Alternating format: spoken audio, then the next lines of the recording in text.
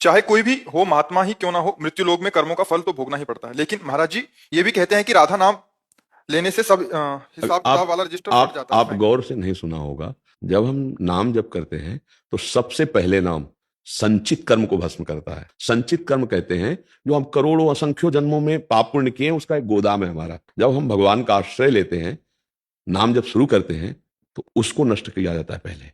भजन तो हम आज शुरू किया है इसी शरीर में आके ना, लेकिन जब शरीर बनाया गया था तब दो कर्मों से इसे बनाया गया है, पाप और पुण्य दोनों से मिश्रित। हमारे कुछ पाप ले लिए गए और कुछ पुण्य ले लिया गया, कि जिससे ये अब भजन करके ये सब मिटा दे और भगवत प्राप्त हो जाए।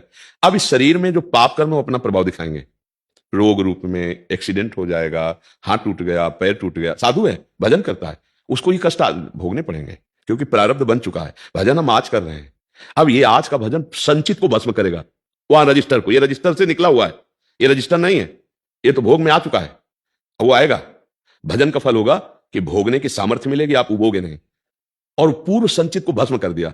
अब नए जो कर्म हमारे हो रहे हैं, नई फसल हो रही है, ये बहुत बढ़िया हो रहे हैं। इस बार मृत्यु पर विजय प्राप्त करने के लिए हम आए, जीवन मुक्त होने के लिए। तो हम नाम जप करते हैं और भगवान को अर्पित करते हैं और शरीर के प्रारब्ध को भोग लेते हैं। आगे अच्छे कर्म करते हैं, पीछे सब भस्म हो गए। आगे वाली फसल अब हमको दंड नहीं देगी क्योंकि वो भगवान को समर्पित है। हम जीवन मुक्त हो जाएंगे, हम भगवान को प्राप्त हो जाएंगे, हमारा आवागमन का चक्र छूट जाएगा। समझ पा रहे हो ना?